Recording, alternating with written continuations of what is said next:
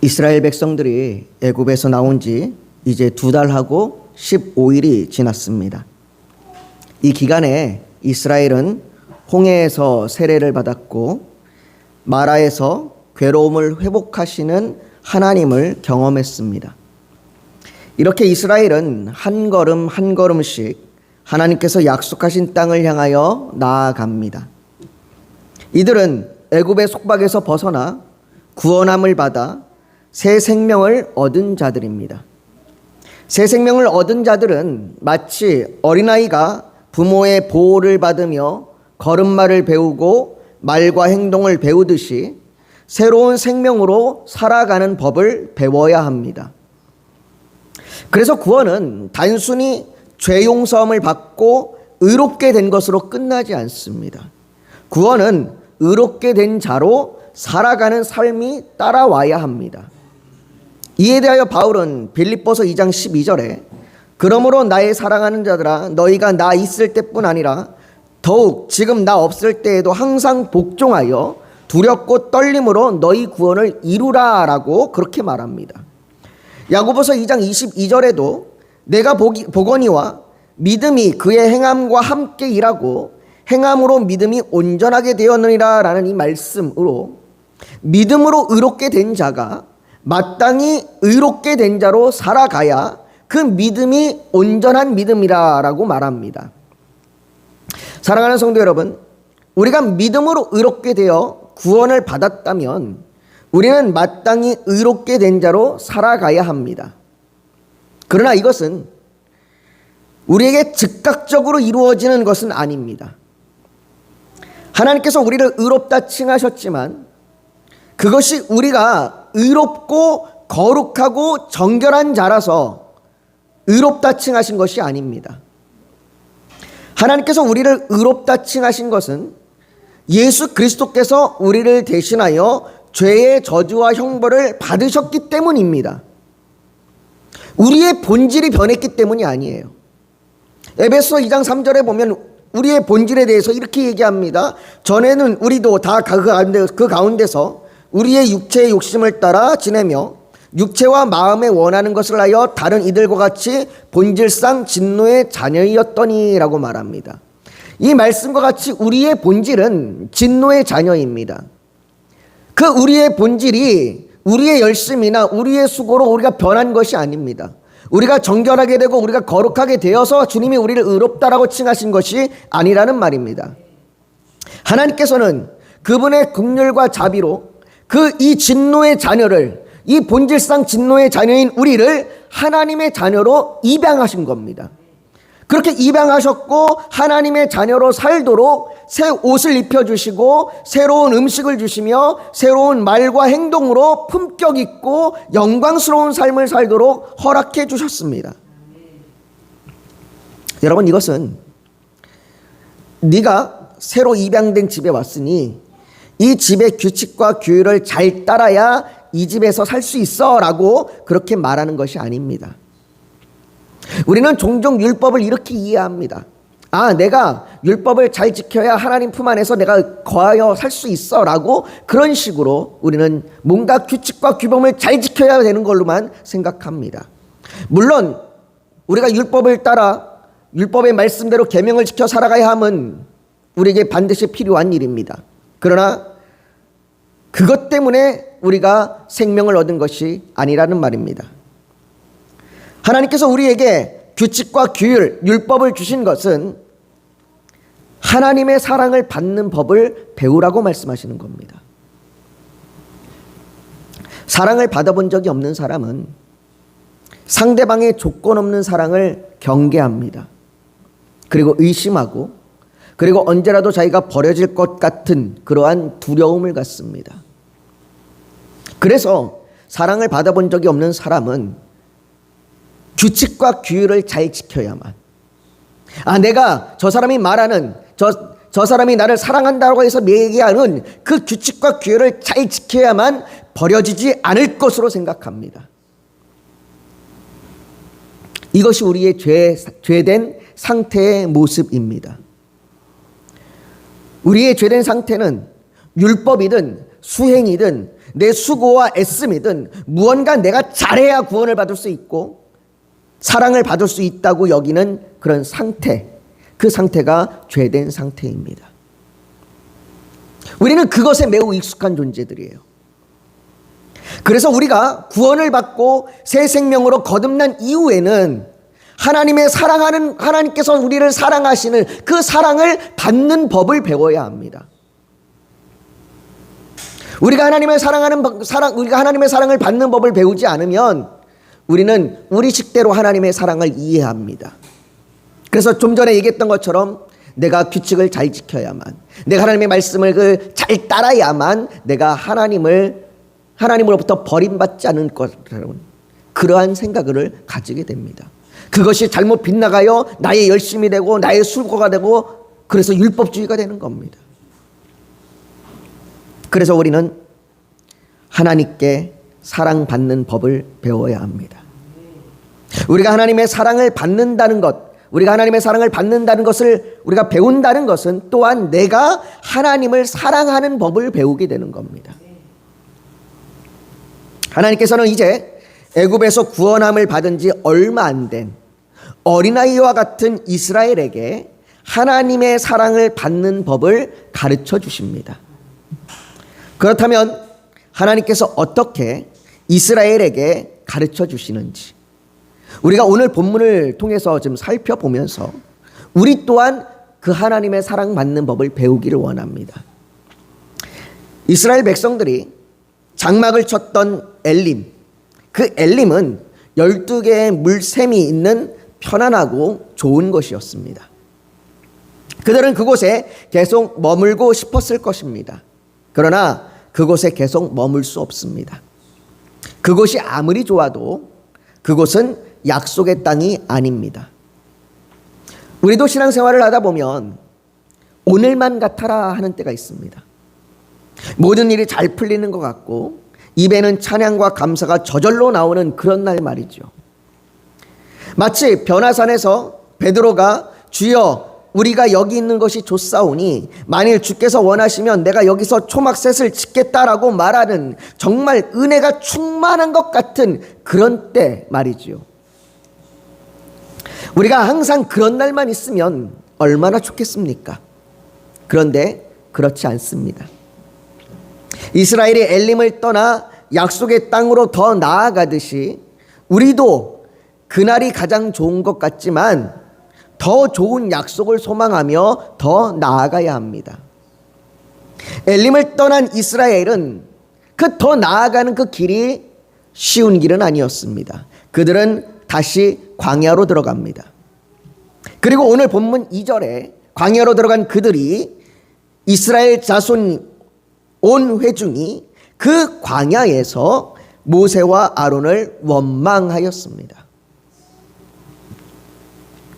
그들의 원망의 이유는 배고픔이었습니다. 3절에 말하기를 이스라엘 자손이 그들에게 이르되 우리가 애굽 땅에서 고기 가마 곁에 앉아있던 때와 떡을 배불리 먹던 때에 여호와의 손에 죽었더라면 좋았을 것을 너희가 이 광야로 우리를 인도해내어 이 온 회중이 줄여 죽게 하는도다라고 말합니다. 배고픔은 원초적인 문제입니다. 배고픔을 참는 것은 쉬운 일이 아닙니다. 배고픔을 참는 것도 하루 이틀이지 광야를 걸은 지 많은 날이 지났습니다. 이렇게 배고픈데 하나님께서 인도하시니까 아무 말도 하지 말고 꾹 참고 있어야 합니까? 다 하나님의 계획과 뜻이 있으니 그냥 아무런 말도 하지 않고 그냥 믿고 따라가야 합니까? 아니요. 배고프면 배고프다고 말할 수 있습니다. 힘들면 힘들다고, 슬프면 슬프다고 말할 수 있습니다. 우리는 그렇게 우리의 어려움을, 우리의 고난과 슬픔을 하나님께 부르짖을 수 있습니다.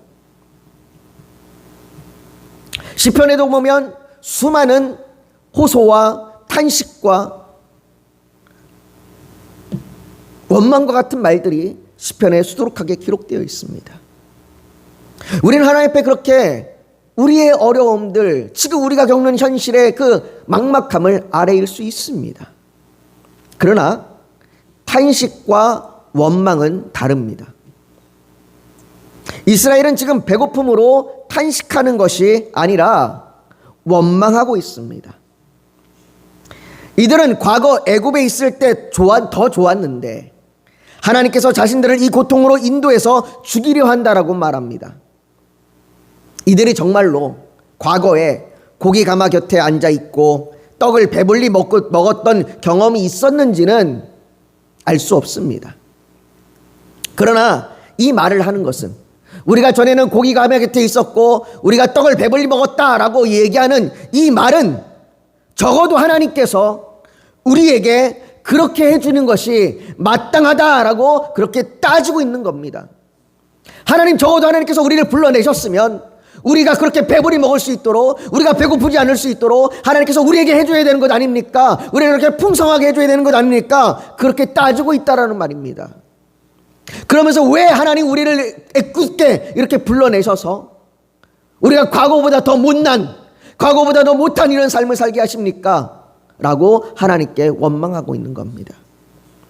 그래서 8절에서는 모세가 이스라엘 백성들에게 너희의 원망은 우리를 향하여 함이 아니요 여호와를 향하여 함이로다라고 말하는 것이지요. 여러분, 우리도 때로는 내가 예수 그리스도를 믿으면 남들보단 나은 삶은 아니어도 적어도 남들처럼은 살게 해주어야 하는 것 아니냐고. 그런데 예수님 믿고 내 삶이 너무나 힘들다고 원망한 적이 있을지 모르겠습니다. 하나님께서는 이스라엘의 원망을 들으셨습니다. 그러나 하나님께서는 원망하는 이스라엘을 벌하지 않으십니다. 오히려 하나님께서는 이 원망을 이스라엘이 하나님의 사랑을 받는 법을 배우는 기회로 삼으십니다. 그렇다고 해서 우리가 무조건 하나님을 원망해도 된다라고 얘기하는 것은 아닙니다. 비슷한 사건을 가지고 민수기에도 또 하나님을 원망하는 사건이 있는데 그 민수기에 기록된 하나님을 원망하는 사건 때는 하나님께서 이스라엘 백성들을 벌하시고 심판하십니다. 그럼 도대체 출애굽기의 이 사건과 민수기의 사건의 차이는 뭐냐?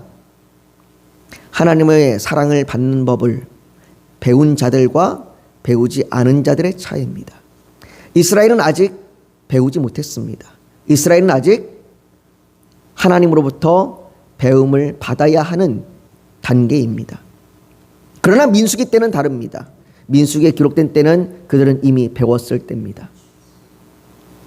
그래서 오늘 하나님께서는 원망하는 이스라엘 백성들의 그 소리를 들으시고 이 시간에 하나님의 사랑을 받는 법을 그들에게 가르쳐 주십니다. 그래서 4절에 보면 하나님이 이렇게 얘기합니다. 그때 여호와께서 모세에게 이르시되 보라, 내가 너희를 위하여 하늘에서 양식을 비같이 내리리니 백성이 나가서 일용한 것을 날마다 거둘 것이라. 이같이 하여 그들이 내 율법을 준행하나 아니하나 내가 시험하리라 라고 말씀하십니다. 하나님은 이스라엘 백성들을 벌하는 것이 아니라 하나님께서 그 벌하는 대신에 이스라엘 백성들에게 그래 너희에게 내가 먹을 양식을 주리라 라고 말씀하십니다. 하나님께서는 지금 이스라엘에게 새로운 삶의 방식을 가르쳐 주시는 겁니다.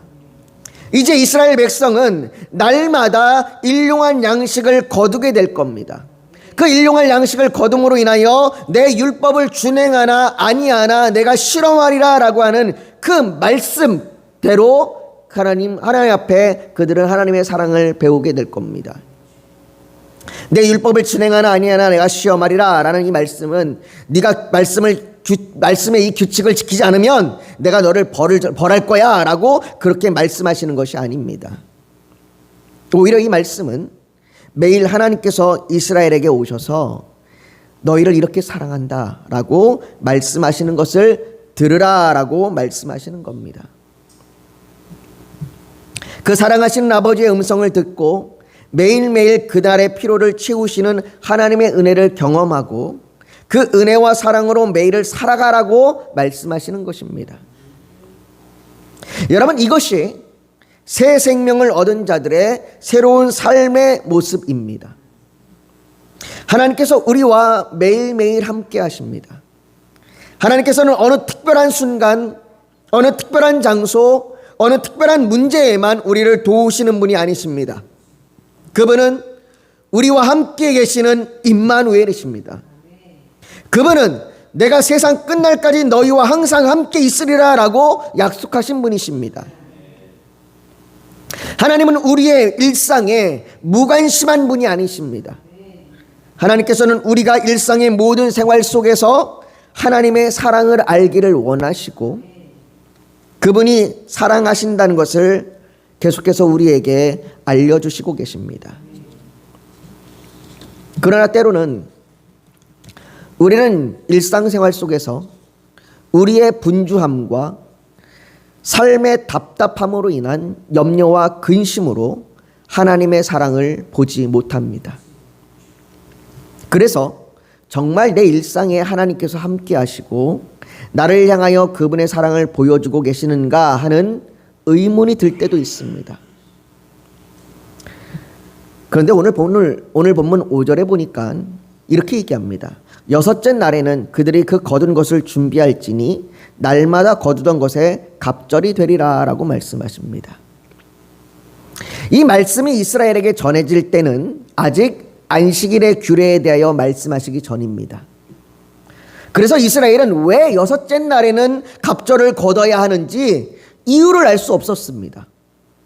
왜 하나님이 매일매일 날마다 거두라고 얘기하시더니 왜 여섯째 날에는 갑절을 거두라고 얘기하시는가? 그 이유를 이스라엘은 아직 이 말씀을 전할 때는 알 수 없었습니다. 이스라엘은 이유는 알 수 없지만 하나님을 신뢰하는 법을 배워야 하는 겁니다. 때때로 우리는 나의 일상에서 주님의 사랑이 보이지 않을 때도 있을 겁니다. 그러나 여전히 하나님은 우리를 사랑하십니다. 우리는 그 하나님을 신뢰하며 따르는 법을 배워야 합니다. 어떻게 말입니까? 우리가 어떻게 그 보이지 않는 하나님, 때로는 그 하나님의 사랑이 느껴지지 않음에도 불구하고 우리가 하나님의 사랑을 오늘도 배울 수 있을까요? 우리가 오늘 본문 지금 6절을 그래서 우리가 좀 주목해서 보길 원합니다. 우리 6절인데요. 같이 한번 읽겠습니다. 시작. 모세와 아론이 온 이스라엘 자손에게 이르되 저녁이 되면 너희가 여호와께서 너희를 애굽 땅에서 인도하여 내셨음을 알 것이요. 하나님께서 모세와 아론에게 이 말씀을 하시고 그리고 이어서 7절에 아침에는 너희가 여호와의 영광을 보리니라고 그렇게 말합니다. 무슨 말입니까? 이스라엘이 매일 아침 하나님께서 주시는 일용할 양식을 볼 때마다 그들은 이스라엘을 구원하시고 그들을 인도하신 여호와 하나님의 영광, 그 구원의 하나님의 임재를 보는 겁니다. 그래서 웨스트민스터 소율의 문답에는 우리가 일용할 양식을 구하는 기도를 할 때 그 기도에는 우리가 하나님의 은혜의 자리에 주님의 식탁에 앉는 그 주님의 식탁에 앉는 자녀라는 사실을 고백하는 것이다 라고 말합니다.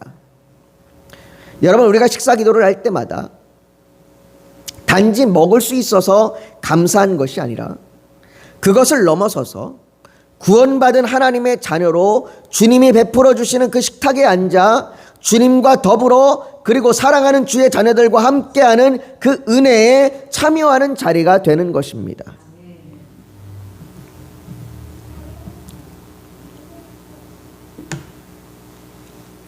우리가 그렇게 식사 자리에 앉을 때마다 오늘 우리가 하나님의 사랑을 보이지 않고 하나님의 사랑을 알 수 없는 그 순간에도 그 식사 자리에 하나님께서 오늘 일용할 양식을 채우심을 통하여 여전히 하나님이 나를 인도하시고 여전히 나를 사랑하고 계심을 우리가 보게 되는 것이죠. 여러분, 그래서 식사 기도는 그냥 그리스도인으로서 의례껏 행하는 그런 의무적인 규칙이나 그런 습관이 아닙니다. 그래서 우리의 식사 기도는 매번 매 순간 하나님의 사랑을 경험하는 자리인 거죠. 일용할 양식은 단지 먹을 것만을 말하는 것이 아닙니다. 식사자리만을 말하는 것이 아니에요. 우리의 일용할 일상의 모든 필요를 포함하여 말하는 겁니다. 하나님께서는 우리가 구하는 것보다 더 좋은 것으로 우리의 필요를 채우십니다. 마태복음 7장 9절에서부터 11절에 보면 너희 중에 누가 아들이 떡을 달라 하는데 돌을 주며 생선을 달라 하는데 뱀을 줄 사람이 있겠느냐.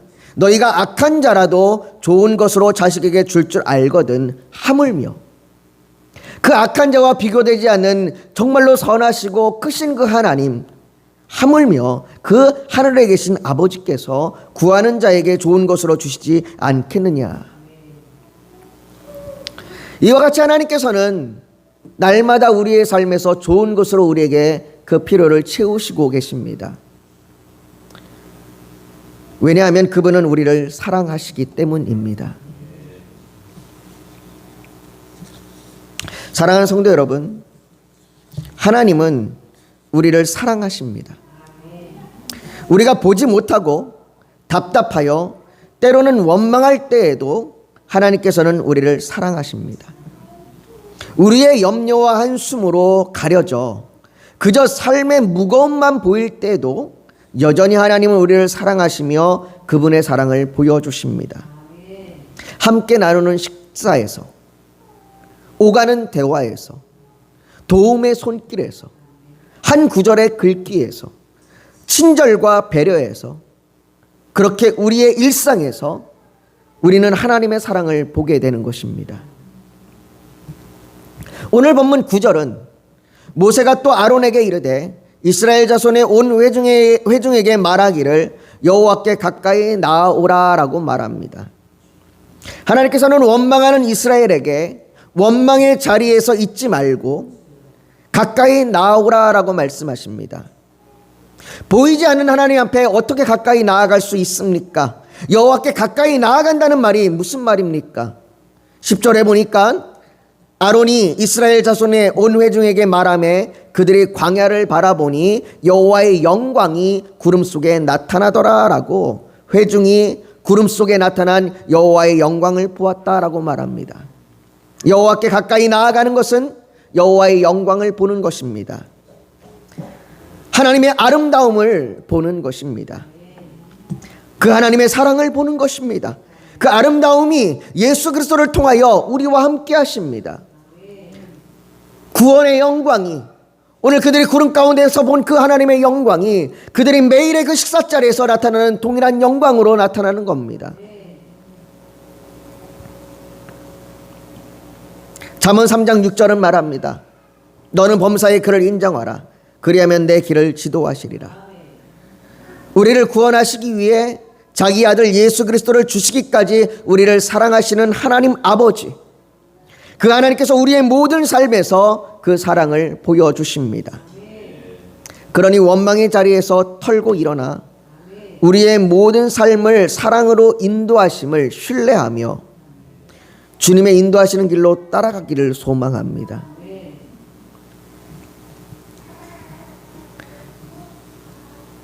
그렇게 우리가 매일매일 주님의 사랑을 배우고 그 주님의 사랑을 본받아 우리가 하나님을 신뢰하며 따라가는 것, 이것이 우리가 일상에 그리스도인들이 주님을 신뢰하며 따라가는 방법입니다. 사랑하는 성도 여러분, 어쩌면 여러분들의 삶 속에서 그 매일매일의 일상 가운데서 하나님이 보이지 않는 답답함에 힘들어할지도 모르겠습니다. 그러나 우리가 여전히 보이지 않는 그 순간에도 하나님은 여전히 우리를 사랑하고 계시고 여전히 우리에게 사랑을 알려주고 계십니다.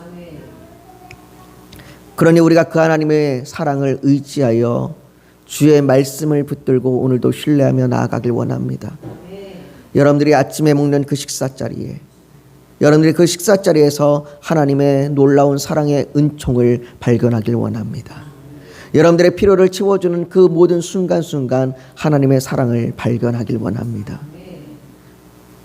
그렇게 하나님의 사랑으로 우리가 매일매일을 살아가는 저와 여러분들이 되시기를 주의 이름으로 축복합니다. 우리 시간 오늘 그 주의 말씀을 의지하여 우리가 지금 같이 기도하며 나아가기를 원합니다. 여러분들이 하나님의 자녀이심을 기억하십시오. 하나님은 여러분들을 하나님의 자녀로 삼으셨습니다.